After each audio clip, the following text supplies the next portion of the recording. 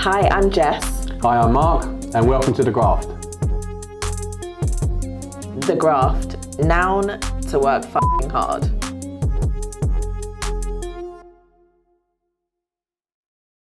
Episode 2 of The Graft podcast, Jess. Subject today is about parenting. Okay. And the graft associated with parenting and dealing with that. Because I think it's quite a hot topic at the moment. Yeah. And, you know, again, from our point of view, we've obviously had experiences of kind of dealing with that, and hopefully we're going to talk about some bits and pieces that resonate with other people, and they go, oh, I've been through that, and how did you overcome certain stuff, or not? Yeah. I'm going to start off with asking you a question. Okay, go for it. Which is, when you're in that element of the graft, right? How do you suffer? How do you cope with the mum guilt? Do you suffer from it? I've heard this phrase before. So, how do you deal with that as a mum and for your children? So, how do you protect that family life when you're grafting?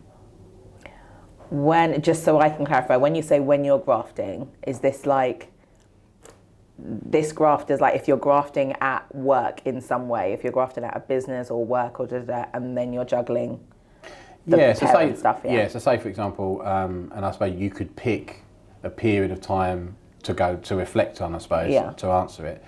But obviously we work together now, so in theory, you're grafting now. Yeah. Today, this moment. in your role, right? Yeah. So how have you dealt with that in the build up to this, and how are you looking after how are you doing your mum role at the same time as that, I suppose? So you can either use it as of like the last couple of days in a week, or go back in time of when something else just pops into your mind. So because I think everyone is experiencing that, whether they're working with someone else, whether they've got their own business, no matter what it is. How do you do that? How do you cope and make sure that you're being the best mum possible at the same time as everything else that you're trying to juggle? Yeah. Because I think mums are determined to say they juggle more than dads. I love your acknowledgement. Is that controversial? I mean, I'll take it on behalf of all mums, thanks.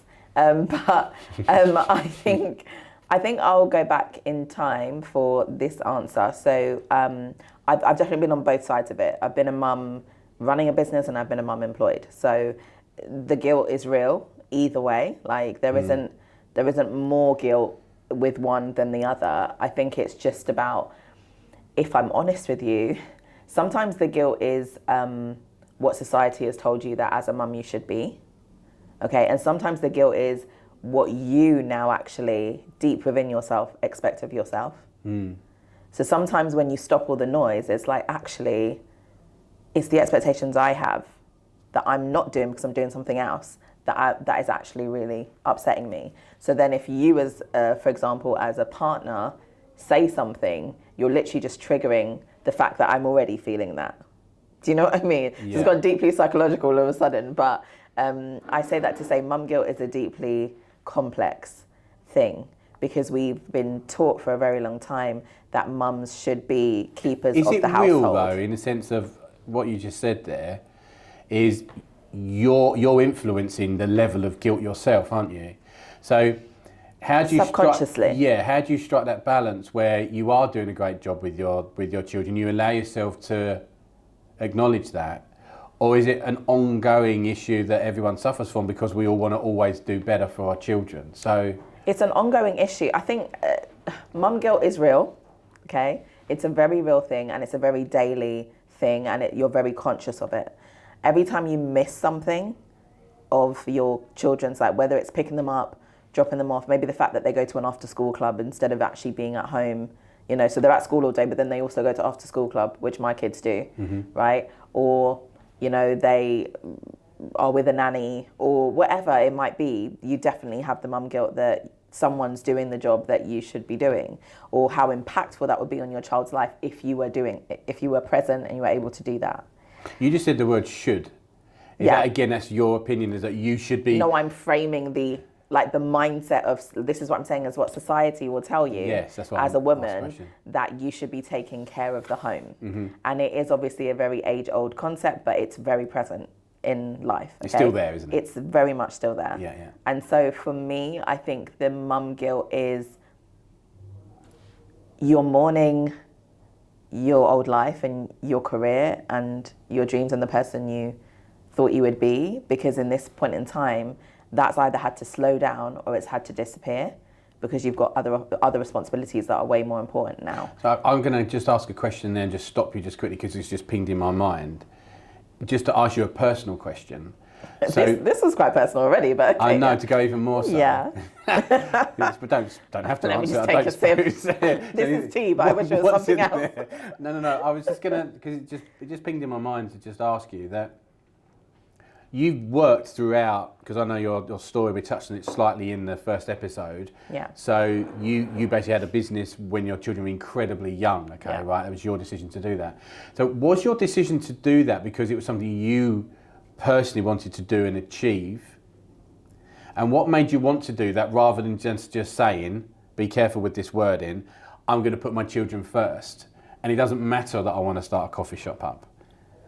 My children are more important to me right now. That is very controversial wording. And Yes. turn around and go, I know my time is with my children now. So is it your decision that you wanted to actually do that for yourself as an individual, and your children, you would absolutely, and I'm putting your words in your mouth here, but is it that your children will work around and I'll make this work and it'll be just as brilliant because they're going to see and learn from everything else that I'm doing? So I suppose that's the question, is that, was that you had to do it, you chose to do it, and why? Okay, so I'll be brutally honest. At the time, I mean, I've always been very entrepreneurial. So for me, I felt like I saw a gap in the market because I had a child and I had nowhere to go with that child. So we were just at home all the time. It was driving me crazy. When I go to coffee shops, there's no baby changing facilities. There's nothing on the menu that I could possibly get for a small child. And I was like, oh my God, I've never realized how unfriendly this is for people with new kids. Never realized, because I've never been in that demographic. Now all of a sudden I was like, where can we go? I don't want to sit in the park, it's cold. And I don't want to only be in my house. So where, coffee shops became a pastime. That's part of our culture now. That's where you go to like hang out and chill and whatever. And there wasn't a space for me there. And then I just felt like, well, if I'm feeling like this, other people feel like this, let me create that space. That's on the surface level. And I let that drive me. I mean, to the point where I built this business over some years. I think I probably had about 6 staff, and was going to scale up to do something else. And actually, when COVID happened and everything absolutely drew to a halt, and everyone was like, I'm going crazy in the house because I can't leave and I'm alone with my thoughts. What dawned on me, because I actually then started therapy, okay, what I actually realized is that it was escapism for me. Okay, and I didn't realize, but that escapism was literally driving me. So, sorry, on this escapism from the day-to-day life at escapism home. from just the intensity of motherhood. Okay. It is bloody intense. That's and kind of why I asked the question. Yeah, it is so intense. And I think when you're working to it, like you actively made a decision, like, oh, we want to start a family, we want to do whatever. And then it happens and you're like, oh, Lord. Then I think you're like desperately, I think for me, I was desperately grasping at threads of myself. I didn't want to lose myself. And I had this moment of like, that's why what am I passionate about? What can I do? How can I make a difference? Like, that's my character. So then I gave birth to this thing, and it's like, then it became this whole thing, and it was just reaffirming to me, like, yeah, you're good at what you do. Like, you've got, like, you will have a career off this, you will, whatever, like all of this stuff. And also I was able to be out of the house and just throw myself in something completely different and get the rewards of that almost immediately. And motherhood is not that. Motherhood is you're putting everything in all the time, and you don't always, hardly ever, sometimes get any rewards for it. Your reward is that your kids are growing up and they're healthy and happy, but it's not the same, is it? So it's kind of like going from having a career and doing all this stuff or achieving all this stuff to, okay, I'm on maternity leave.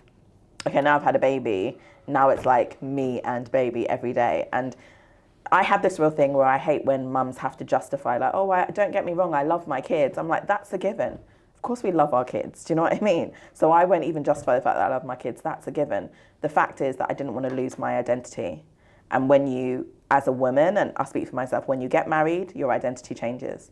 When you have a baby, your identity changes. And I would think that's the difference between men and women, because I think men always stay themselves. From the moment you have your name as a child to when you grow up, that is you.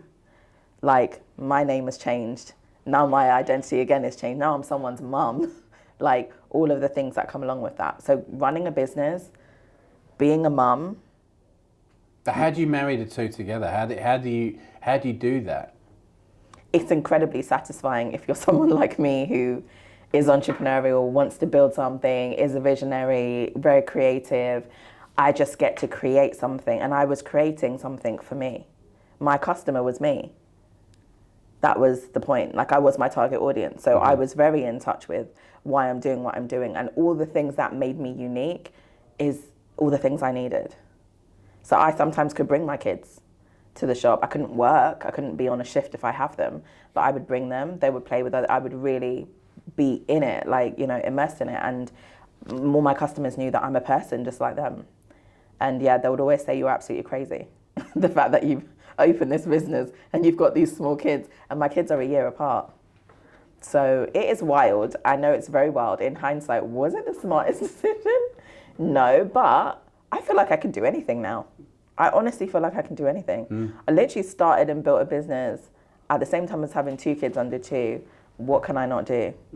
Because from my view, that business didn't fail. But I don't say that because it didn't fail as in I didn't lose money. I say that because I learned. Like, I grew as a person. Even if I left there with no money, that experience was like an incredible experience for me. And just thinking, I don't need to have experience in all these things. I don't need to overthink things. I'll get in there and I'll figure it out, and then I'll kill it, like whatever it is I'm doing. Then the mum part is just the acceptance of the fact that I want my kids to see me working. I want my kids to rely on me, that I'll be there when they wake up, I'll be there when they go to sleep, but ultimately I'm also working, just like Daddy's working. And we work, you know, in our family, we work, that's just the thing, you know. And so that you can have this, so that you can have these birthday parties, so that you can... So the way you're talking, I would say that you either don't suffer from it hugely, or you've managed to control the mum guilt. Because going back to the original question... I've managed to control it coming out of owning a business. I guess my example is very extreme, because not many people would decide at that point, I've got a 16-month-old, like, you know, I've got a 20-month-old, a 4-month-old, I'm going to go and open a business. Like an actual shop, physical location. Like, not many people would do that. So I get that that's an extreme example. The mum guilt was real then, and through the process. But like I said, therapy has been really key for me to like being with my feelings and being uncomfortable with it, and realizing which part of it is coming from me, which part of it is coming from society. Not many people. I'll say this without knowing the true statistics. I shouldn't assume, but there'll be some people out there that haven't gone through therapy, and so I suppose if you hadn't gone through therapy, do you think you would be dealing with it very differently? Yeah, because I wouldn't understand how I feel. Yeah. I would have all these thoughts, I would have all these feelings, but I wouldn't be able to make sense of them. And I needed someone to help me unpick it. Because really, it's just like coaching. It's just like, you know, like I know we talk about it a lot, like coaching and mentoring and stuff, but someone just asking you questions, just to allow me the opportunity to self-discover. Yeah, like, why do I do that? What am I running from? You're right, I am running. What am I running from? I didn't realize I was running. And these are the kind of like thoughts that came out. And then I was like, oh my gosh, Jessica, you've literally been running for 3 years and you didn't even realize that you were running. That's why you're so exhausted. But also just stopping and accepting that I was under an immense amount of pressure, and then being able to give myself that grace and that like love and self-care to say, look what you built, even when you were in a highly, like, what could you do when you're not in that pressure pot? And, you know, and you're accepting of yourself and you're accepting of the situation and you're just going with the flow. Like, how great could it be? And so, yeah, I mean, that situation taught me a lot, but I think... So one of the solutions for you was to actually go through therapy to actually help you understand why you're doing, you know, A, why you're doing what you're doing, but B, how to cope with it in terms of that mum guilt element of it as well, right? Yeah, like what's the other option? That I would Suffer in silence. not work and I would stay at home all the time and I would be miserable because that's just not who I am. Yes. So this is just very particular to who are you. Yes. And if I was built that way, I'll be happy to stay at home and be there all the time and like if that's how I was built, do you know what I mean? But it's just not who I am. Mm-hmm. So what kind of mother would they have if that's what I did? A very unhappy one. A very unhappy one. Yeah. And that's how I deal with that because I accept the fact that the truth is they have a much better mother now. Yes. Because I'm working. Oh, well, that's a great way to end that particular that particular question's ended exactly how I hoped it would. Because I'm working. Yeah. It's true. So my second question to you, which is maybe again a little bit personal, but I think it's one that I think people would like to hear, I suppose, because it must happen to everybody, is when you're in that pressure cooker, as you mentioned a few seconds ago, in terms of running the business and looking after the children. How do you maintain a relationship, obviously with your children at the time, and also your partner? If some people have one at that time, some people won't, right? There'll be single parents that may be listening to this podcast as well. But from your experience, how do you keep that from a mum perspective? How do you keep that relationship strong? Or do you come up against challenges naturally because of it? You come up against challenges. I think that in my personal experience, when it comes to me and my husband, before I embarked on this journey, obviously, you know me by now, Mark, I've done all this research, I've got all these stats, I'm like, yeah, this is going to work because X, Y, and Z, this is a great idea, I'm going to do it. And I can pretty much convince most people of my ability to do something. So my husband's like, yeah, I know if you say you're going to do it, you're going to do it. It's going to be great. Go for it. When I started it, it didn't go down that well because it took me away from the house so much more than we thought. And I think the idea was you have your own business, you can choose your own hours, and you're kind of talking about it from what it will be a few years down the line instead of what it is in day one. I was just about to say that. And again, because I didn't know what I was doing, I was just making up as I went along. I was like, yeah, I'll make my own hours. I'll hire someone. You kind of see the vision of when you're not grafting anymore. Yeah. You've done the graft and now look what the graft has enabled you to have. Right? Exactly. So it will be flexible. I'll get someone to work in the morning, so I'll be here and relaxed, and then when they start, and it was just like, oh, this sounds like the best decision we could make, right? And then when we started, like I said, I was there 7 a.m. my doors open, coffee shops open early, right? 7 a.m. my doors open, which means I need to be there before, need to prep everything. 5 o'clock it will close, and then 6 o'clock I'm out there. So it's a full 11 hours, and then the drive to and from. So I'll be out of the house 12 hours every day. And we've got very young kids. And so it went down like a lead balloon. Because you must go through a period of time where that time with you and your partner, us time or whatever, just basically doesn't exist. No, it doesn't exist. I feel like it doesn't exist when you have 2 kids under 2. Like, I feel like it didn't exist anyway. I don't know how much I robbed from that, really. I will blame the kids anyway, but I feel like it didn't exist from the moment we had kids so close together, which was also not something that was planned. So it was like, wow, our life is just propelling in this way, and let's just rock and roll with it, you know. But my husband is also self-employed. He also runs a business. He's not employed. And it very quickly becomes, both of our jobs are important. Both of our businesses are important. You've put your money into yours, I'll put my money into mine. Who's going to give up their morning because the kid, this one's not feeling well? Who brings in then the most money? And it can really quickly become something else. So how did you must have had situations like that? So absolutely. And I had situations where I have a nanny that's going to come at a certain time, and then she calls and she can't come. Of course. And I've got to open the shop. I mean, I can't not open the shop. And my name is literally above the door. Like, I can't, people will just stop coming. Surely if you go to buy coffee and then a couple of mornings like they're not open when they're supposed to be, you'll just be like, oh. So in this situation, and it's very easy to say this in hindsight, but I would imagine that where you can fall down as a couple or as a partnership, whatever, is maybe not talking this through, right? Just allowing these things to go on and on and on and on and on, and then actually gets to the tension point. So were you really good at that talking element? So you both were in this together and you both understood, or was there periods of time where that communication wasn't there and then it did get tense? Yeah, the communication, I felt like, because he'd run a business before I opened mine. And so there's certain things that I felt like he would understand that because he's running a business? Like, do I need to like really go into the nitty gritty and explain like, oh, and then this was like, you know, because he can see that I'm doing that. He knows that it's tough. And like the first year of him starting his business, I barely saw him. And so I kind of felt like, why don't I get that same grace? Now it's my turn. Expect not to see me. But also I put measures in place so that the kids are looked after and this and that's happened. So it'll be minimal impact on you. And so as a mum, again, you're constantly trying to put everything in place for everyone just so that you can do what you want to do without the guilt. Do you know what I mean? Like so the nanny's in place, this is happening until this time, then at that time, that's Do you reckon it's a high time. percentage of mums think that way? So we organise everything. In terms of that organisation. We organise everything. So whilst you're thinking about the kids, and probably the kids is the number one thing you do first, and then secondly, you're thinking, I've also got to look after. Yeah. I mean, not all, again, I don't want to say everyone does that, kids, but you will think that way. And would you say from your perspective that maybe men don't think that way, that they rely on the woman to tell them, oh well, she's going to kind of take that on as well?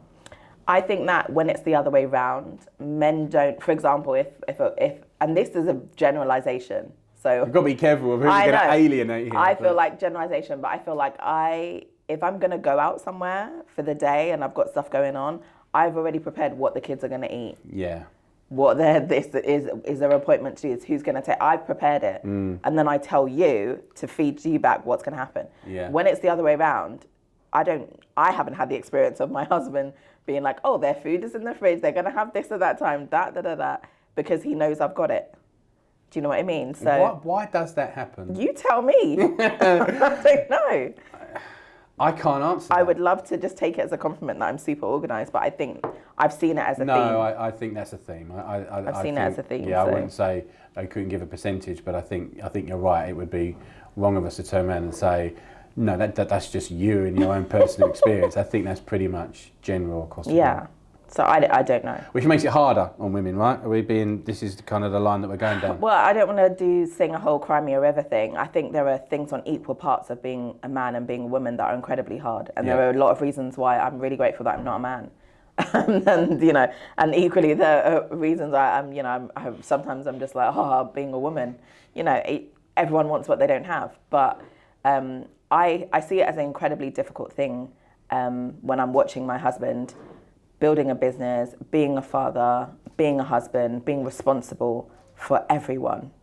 All of the time, there are things that I see and I'm just like, wow, that's a lot. And then I'm responsible in a completely different capacity, I feel. In, I guess, being present, organising things, making sure everyone's all right, and his might be more, provision and, giving us the experiences as a family and these opportunities. And I think it's just different, but equally weighted. And again, I think only through therapy did we realise that actually we're both exhausted. And we could both do with a little bit of grace. Because if you feel the way I feel, then I could do with being a bit more gentle with you. Do you know what I mean? So that went a long way. Hi guys, thank you for tuning into this episode of The Graft, where we were exploring all things motherhood.